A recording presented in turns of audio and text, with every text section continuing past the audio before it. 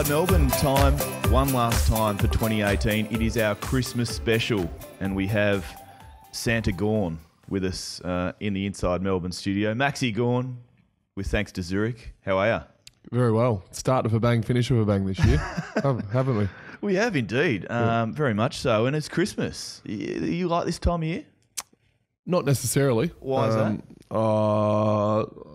It's just something I'm not extremely passionate about the Christmas season. Just the commercialisation? Yeah, I really enjoy getting back to training, and then you go away for 3 more weeks, which is a bit disappointing. No, look, I've got a really, really small family in Australia. The rest are in New Zealand. So it tends to be 4 people on Christmas Day, and it can be quite dry. And after an hour of opening presents, you almost want to go home. So it can be a bit of a boring day, but it'll be good to get away from the club and have a bit of time away, though. Let's start on a light note. What do you want for Christmas? I haven't really thought. You think less about Christmas presents as you get older. Yeah, that's right. I agree with that. Yeah, you become harder to buy for. Yeah, but I did ask Mum for a PlayStation. I swear that was everything you wanted as a kid, just PlayStations.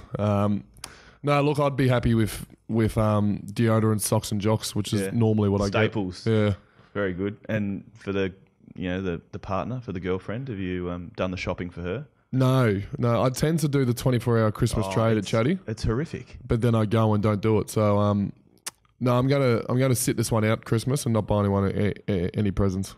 Hey, very important show today. Just for those watching on YouTube, just hold up what you've got beside you. We've got Santa's sack here, and it's full of Christmas goodies. Now, Max, don't let the people know what's inside, but there's a few choice items, is there not? I might take some of these home for my family. Wrap it up. Jess does need a present. There's Jess. There's Jess all wrapped up. So some of the best questions on Inside Melbourne will get a special present from Santa's sack with thanks to Santa Gawn. Hey, how are you right here, right now? What do the last few weeks look like? Obviously diving back into training after an elongated break. How's it been? It's good. Training's fun. I actually really like training. And especially this time of the year. It's footy without stress, really. Yeah. You come back and you hit your targets that you need to come back in, and if you manage to hit them, it's a very enjoyable time of the year. You get to train in the sun. You get to train with your mates. There's no newspaper articles every Saturday, Sunday about how bad you're going or how good you're going. So it's actually a really, really good time of the year. Obviously disappointing with whatever happened at the end of last year, but everyone's come back in pretty good nick, and it's been a good 3 or 4 week little block. And unfortunately for the team, but fortunately for a few of the boys, you get to go away for 3 weeks. And we got to do it all again and hope everyone comes back in good nick and reaches their targets in early January. So did you go away? I went to America straight away. Got on a plane on the Wednesday. After the best and fairest. Yeah, which was pretty quickly to get out of Melbourne. But you need that though, don't you? Yeah, especially the first 2 weeks we're encouraged not to train. Yeah. So if you're able to be away for those 2 weeks, you can really actually enjoy being away. Last year I went to America in the last 5 weeks of training. There was a pretty hectic training schedule, which I enjoyed as well, but they were different sort of trips, to be honest. And then I finished off with Bali at the end. I call it the detox. Yeah. Last week, try and get back in. Look, if you look brown fat's better than white fat. I agree with you 100%. If you're looking brown at the start of pre-season, everyone just thinks you're fit. Hey, speaking of fitness, James Harms, there's a photo which is kicking around of him on a some sort of unicorn inflatable type thing, showing the 6-pack, all the rest of it. What's all that about? He doesn't need any more press, so I'll avoid that question. Okay. It's disappointing. Is there some sort of fine which has been introduced for that? Melksham's in charge now. Okay. Fines? Yeah, Melksham's. I'd imagine it'd attract a fairly hefty fine. I think it will. We haven't seen any of Melksham this year yet. He hasn't brought anything out yet. Obviously, I'm a retired fines master, but I was a little bit more frequent than what Melky's doing. We've been back for 4 weeks and I haven't seen anything yet. But James will be in trouble. We had an article. I've never seen a Herald Sun article written about an Instagram photo before in my life. Extraordinary and stuff. He managed to put it out there. He said his skin folds number, which I haven't seen ever by an AFL player. There's some phenomenal things, but... So already we've given it too much air. Hey, let's talk a little bit more footy before we dive into our Christmas special and some tremendous questions on Inside Melbourne. Ask Gorney with thanks to Zurich. A lot of questions here have a Braydon Preuss flavour to them. There is one which describes the combination of Gawn and Preuss as the prawn. How do you feel about that? The combination prawn. Well, prawns are generally known as people with good bodies and shocking heads. So I think it's more the combination. Yeah, I just don't want to make sure there's no confusion in the two. So you're not happy with that? Look, I'm not over the moon with that one. But the other option's goose, is it? Well, yeah, I guess. How has he been, the big fella? Yeah, it's been good. It's amazing how many questions I get about it. It is phenomenal. I wonder if Oscar McDonald gets heaps of questions about Stephen May, the similar that I've had, the amount of conversations with Preuss. It's just a handy recruit that we've managed to pick up in the trade period, and I've got no idea what the expectation is with 2 rucks or 1 ruck, or if I'm going to the wing, which I've requested.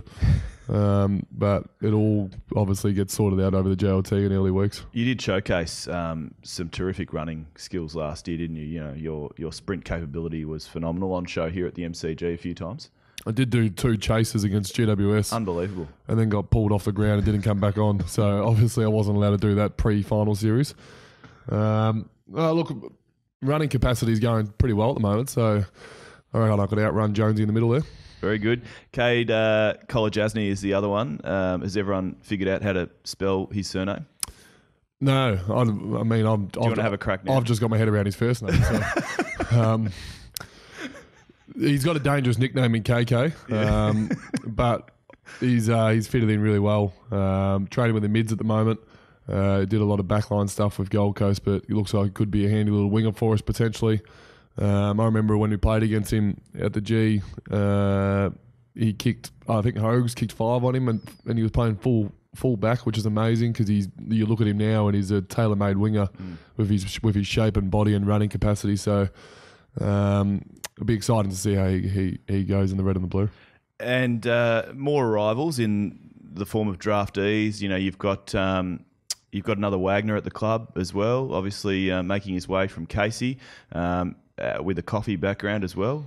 Worked up at Cheeky Monkey on the barista front. So how's he fitting in? Yeah, strong Melbourne connection at Cheeky Monkeys. Very, very strong. You can't go there without seeing someone, which tends to be the reason why I stay away now. Really, really good coffee though.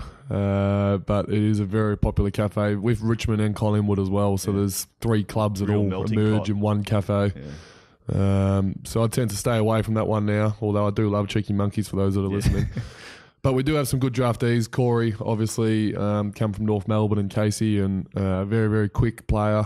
Is fitted in really well. Finished, I think, top 4 in the time trial.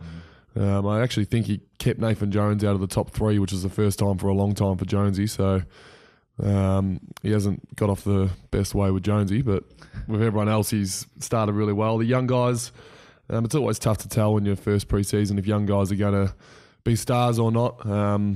I mean, my first pre-season was electric, so yes. I'm sure they could pick it from me. But I had Tommy Sparrow live with me for a week though. How was that?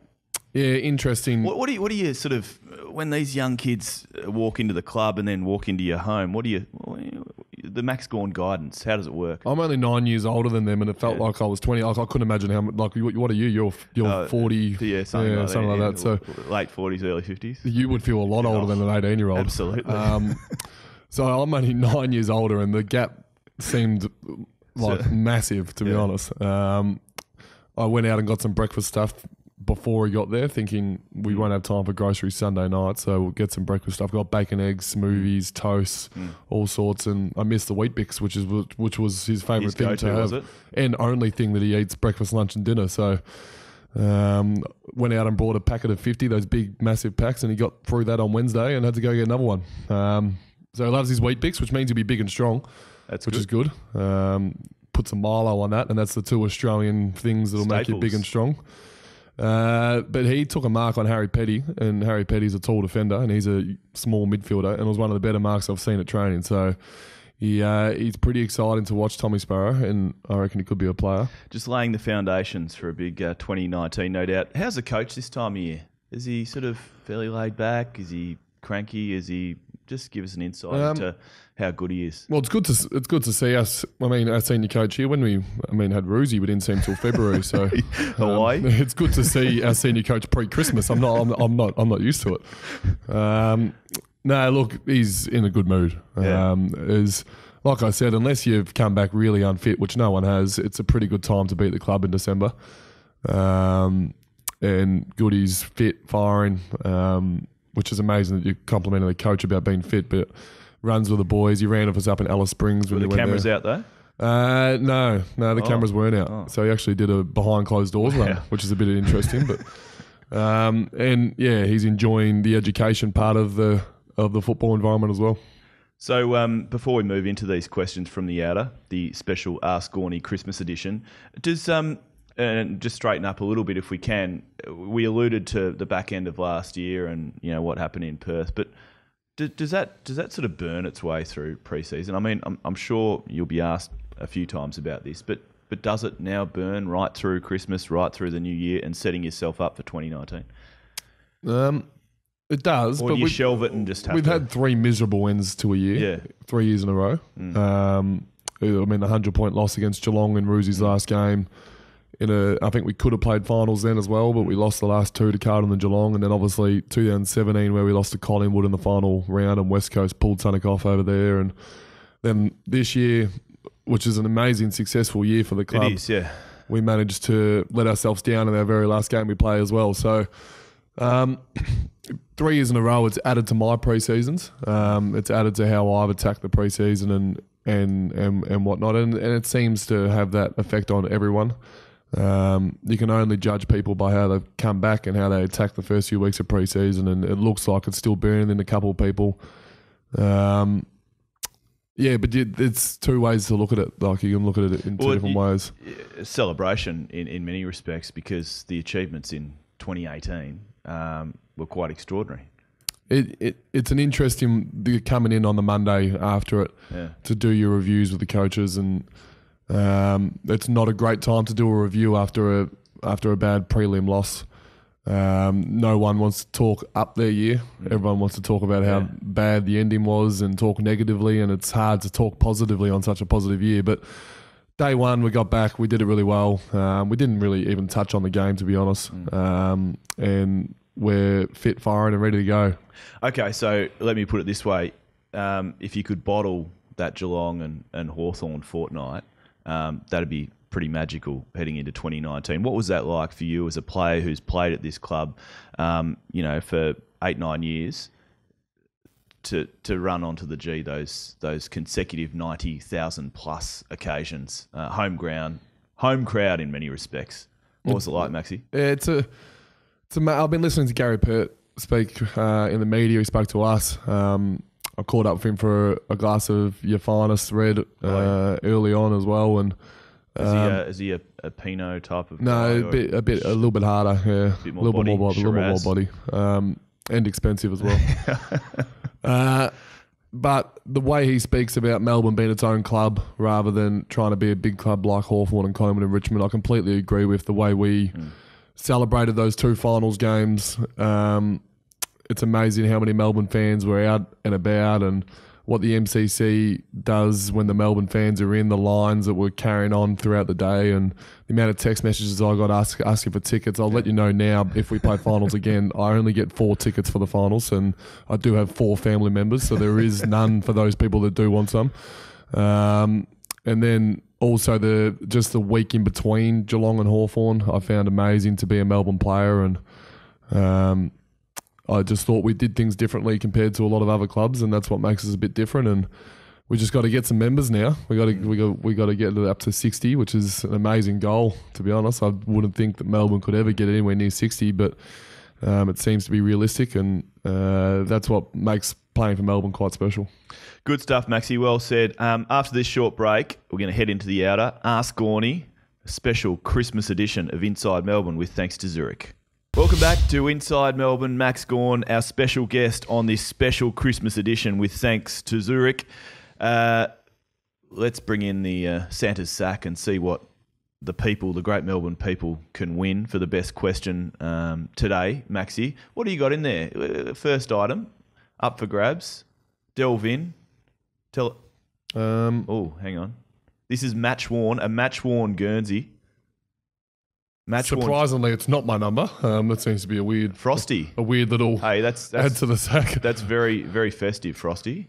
Why? Is that why it's been... Is it... Oh, I thought it was the 17th of December. It's not. No, it's just... That's Sam Frost jumper. So that's... I mean, that's obviously going to... People are going to be dying over that one, aren't they? Frosty, how is he going, the big fella? Yeah, no, he hates this time of the year, Frosty. He's not your best pre-season performer, but he usually gets really fit by the end of the pre-season and comes in and plays his role. And I'm excited to see the Frost, May, McDonald, Lever, Hibberd, that sort of combination go this year. We saw what Frosty was able to do at the end of last year, and he's a pretty close mate, Frosty, so I'm allowed to pot him. Very good. Okay, what else have we got in there? What else is up for grabs? We got another jumper. Yeah, okay. God can only hope we get a better number. Oh, jeez. It's getting worse. Melksham. This is a match day worn jumper, so in Melksham spirit, it does not have any grass stains on it. And he's the new fines master, you were saying? He is. Well, he's supposed to be. Is this who appoints the fines master or the? I obviously retired. So you retire from the post and you appoint. I went to a couple of people, and Melksham was the lead contender and took it on his own bat. Really? You would have thought people that have done over 20 podcasts in a year would have their phone on silent. Yeah, I think that's a slab, isn't it? Usually. Yeah. All right, what else? Oh, sorry, we're getting off topic. Some socks. Oh yeah. Once again, I have a pair of socks, but we've chosen to go the Clayton Oliver sock. The Clayton Oliver sock. So does that mean you don't wash them? Was I an unexpected guest today? Is that what's happened? Or hey, there might be something special in there. Don't worry. Maybe I'm leaving that till last on purpose. Clayton Oliver socks, kids 2 to 7. For those that were interested, that'll be very good. We've got a couple more items up for grab. We got one more socks once again. Player socks, and for those listening, you're expecting them to be mine now, but they're not. Angus Brayshaw. He's pretty happy. The helmet looks hilarious on the sock. He would be very happy with those. Haven't got his head to size though. He's got a massive head. Big bonds. And finally, oh yeah, there is something. Oh yes, it is my bleacher doll. How are these selling? Well, apparently. Yeah. Obviously, a really good Christmas present. I've got all 7 Christmas presents that I've needed to buy this year are bleacher creatures. So yeah. All right, that one is our first prize, and I hope you don't mind that I've awarded it to Patrick Gleeson. He calls you BFG. I'm assuming that is Big Friendly Gawn, if not Big Friendly Giant. He says, why are you so popular with the kids? Is it the Gawn charisma? Are you doing any more commercials this year? That's one of the top 5 questions. All right. Yeah. All right. Well, all those pages. Just Gawn flavoured. I thought you might like it because it's got a bit of Gawn wobble in there, you know. Patrick, I'm quite a novelty feature, to be honest. Yes. I'm 267 centimetres tall, and I've got 10 kilos of beard on my chin, and that seems to... People want to get photos of that so they can laugh at it later on in their life. So I'm happy to play that role. Are you doing any more commercials? Look... Because brands like Google and Mercury Cider are 2 incredibly great brands. Very quiet on that front, weren't you last year? Those that are interested in having a cider over the Christmas break, I do recommend Mercury Cider. Yes. And those that want a search engine, Google is probably the best one for that. Is there any more Google commercials in store for 2019? Not at this stage. No. It's not planned at this stage. I found it at times watching Friday Night Footy, there was a little bit too much Gawn. I went from Google to Mercury Cider to me actually playing in the Friday night game, and then back to Google. Feedback? Did you get feedback from my family? My family loved it. Yeah. Friends, not so much. Kat Johnson asks, how many Gawny dolls do you actually own? You got a few in the collection? No, I don't have a massive collection because I am on selling them. Not on selling them, re-gifting them. So, yeah, I haven't got many on me at the moment. Is that where it's come to? They're re-giftable. Yeah, they're re-giftable. they're tough to wrap, but they are re-giftable. Jacqueline Jager asks, my daughter, who's getting a D's membership for Xmas, congratulations, well done, wants to know what it would take for you to shave your beard off. You've done it once or twice, haven't you? Yeah, not much. I did that for nothing. No, look, I actually did that. I didn't shave my beard for money. I kept my beard clippings for a little bit of dollars, and that went towards the Reach Foundation, which was always good. But I understand there's a lot of money and potentially a great cause that could get off this beard, but I'll be able to do that for the rest of my life. Yeah. So it's not necessarily something that's going to come off straight away. So, yeah. A couple more off page one before we move on to our next prize. Ashley Hinson asks, you attacked last year's off-season break with gusto, which set up this year's top form. Do you actually change anything during this year's off-season break? Obviously, it does change given you get you get more of a break, given that we went deep into finals. Yeah, look, it's one of the stupider things I've done in my life is train extremely hard and realise that I turn into a good footballer by doing that, which means I have to do that every off-season. Yes. I'd rather have had a really good season with an injury-plagued off-season and pre-season, but unfortunately I've had to do it all again, so I didn't go really up there with my diet, but otherwise I would have lost another 10 kilos and been lighter than Jeff Garlett, which wouldn't have been ideal for a ruckman. But I have kept relatively fit and managed to get a little PB in the 2K as well, which is right? At 27 means maybe I wasn't trying the first 9 years.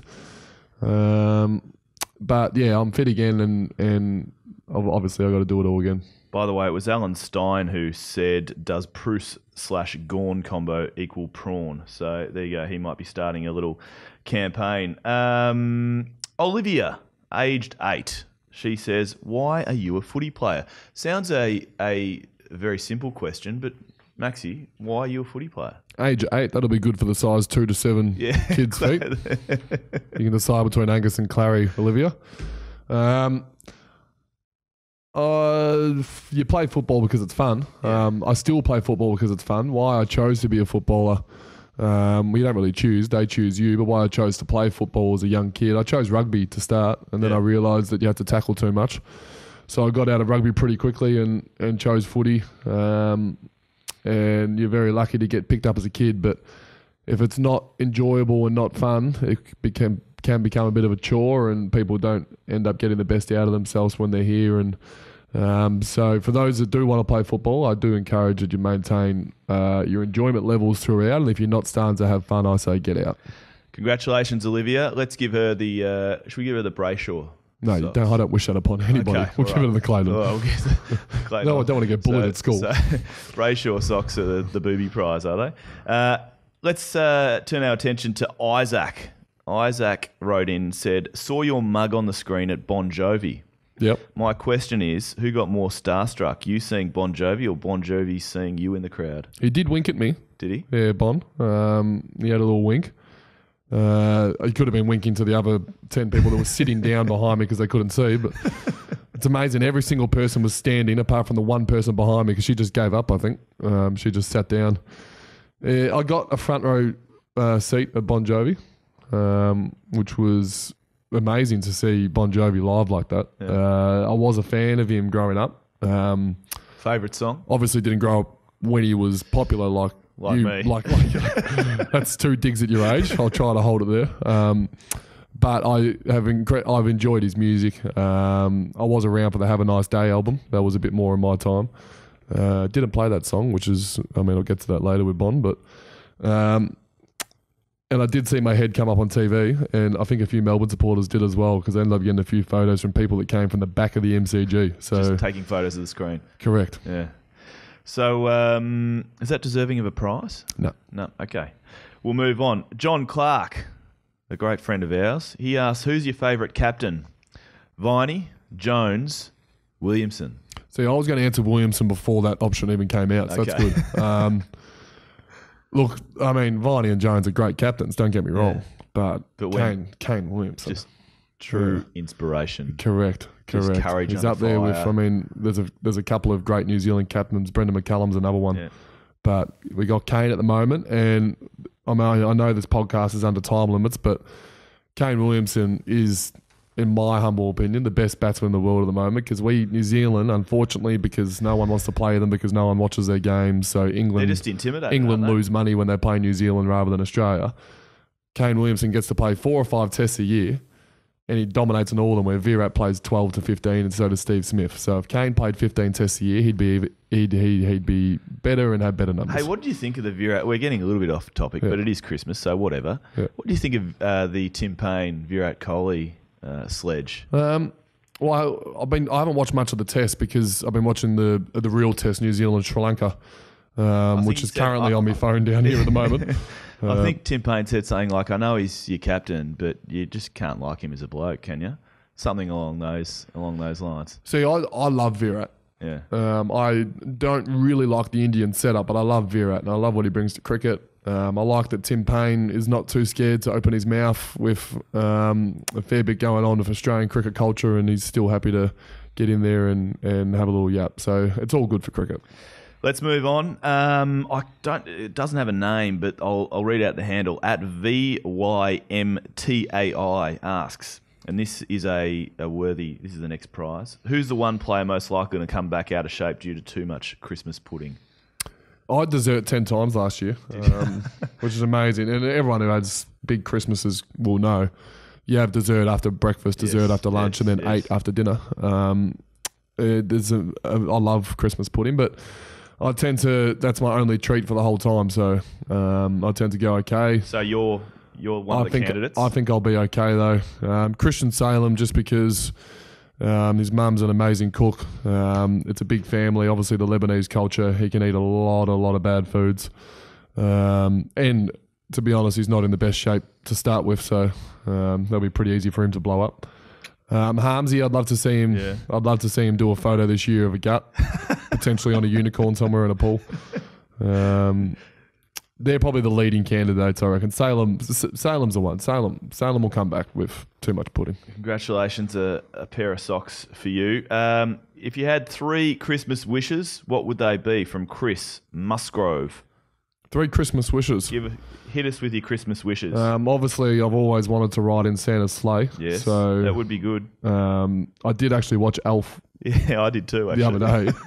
And obviously, Elf gets to ride in Santa's sleigh above it, and it's quite an amazing movie, to be honest.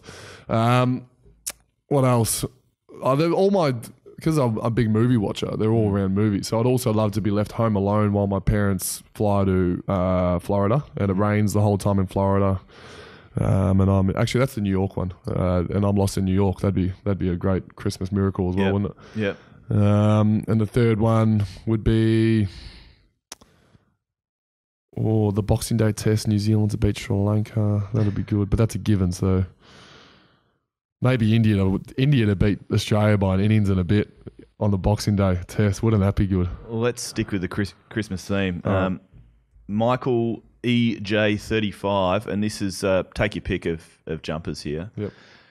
1 over left, opposing team needs 12 from it. You've got Shane Bond or Chris Cairns. Who do you choose? Depends if Chris Cairns had money on them to win or lose. Touche.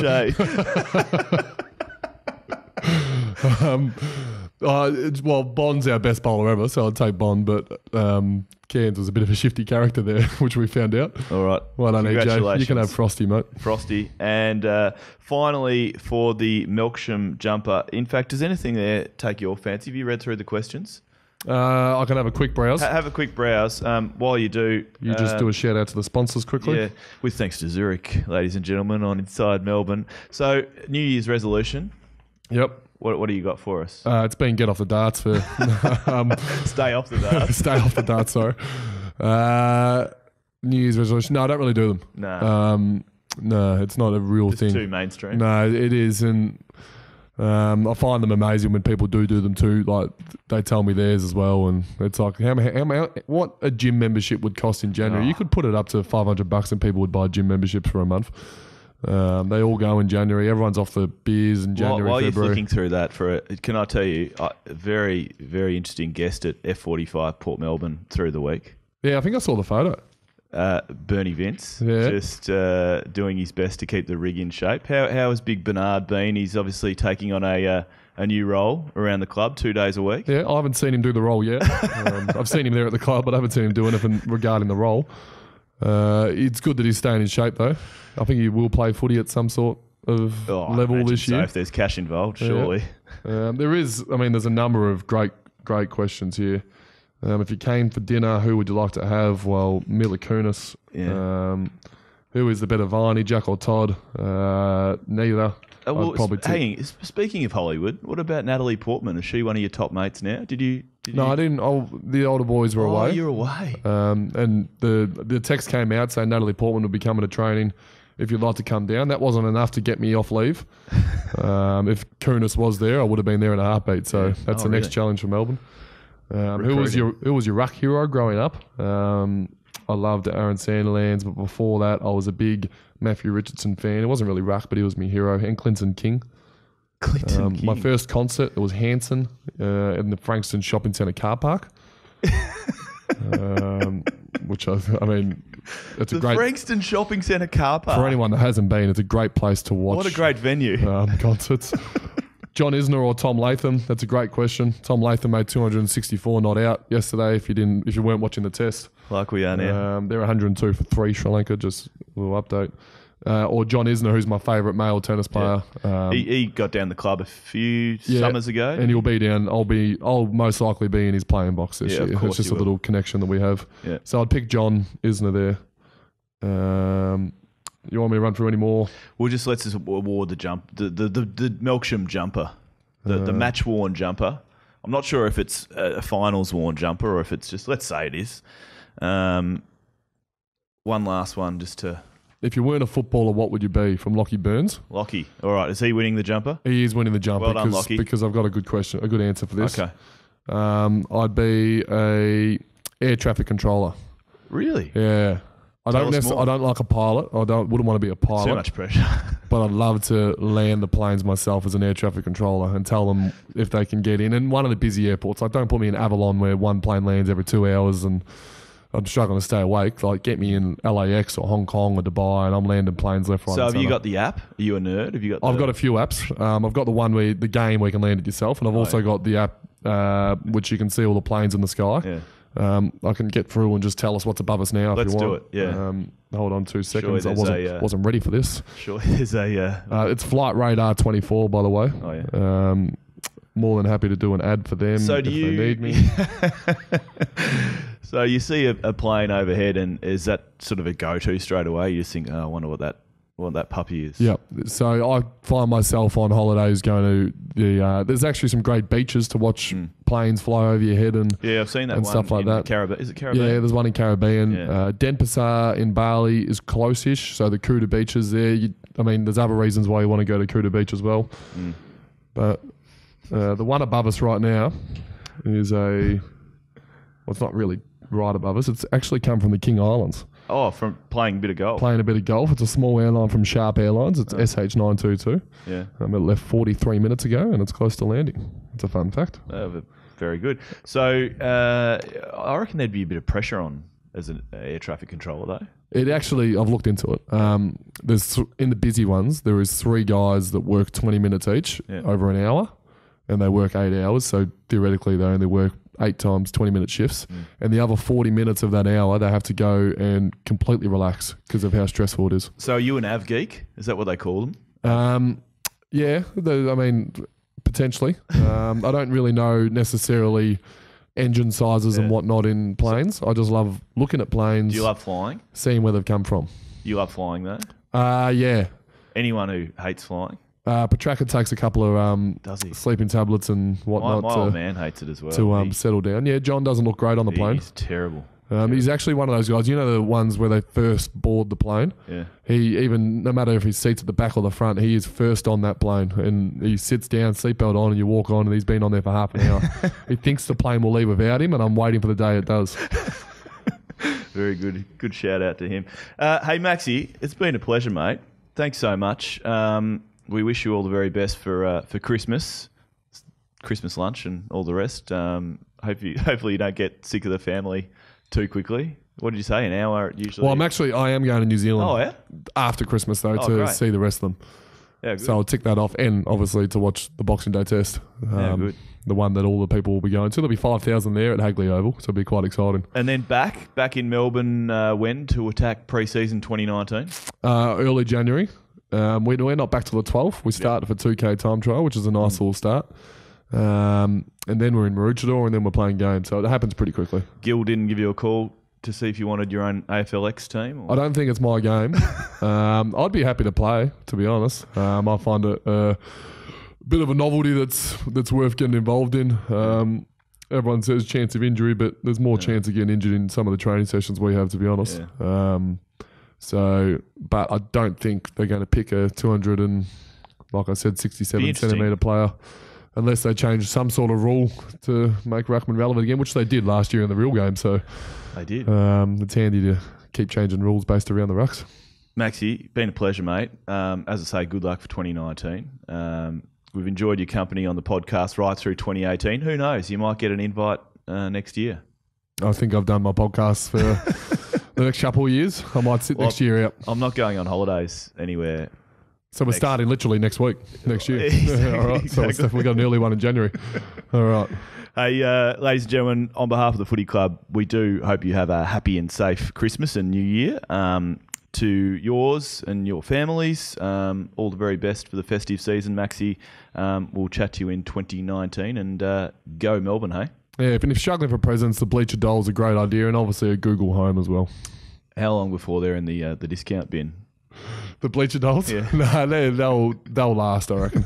I reckon they'll be around for a while. Good stuff. With thanks to Zurich and thanks to our great mates at Zurich for all their support through 2018. We'll see you back in 2019. Have a very Merry Christmas.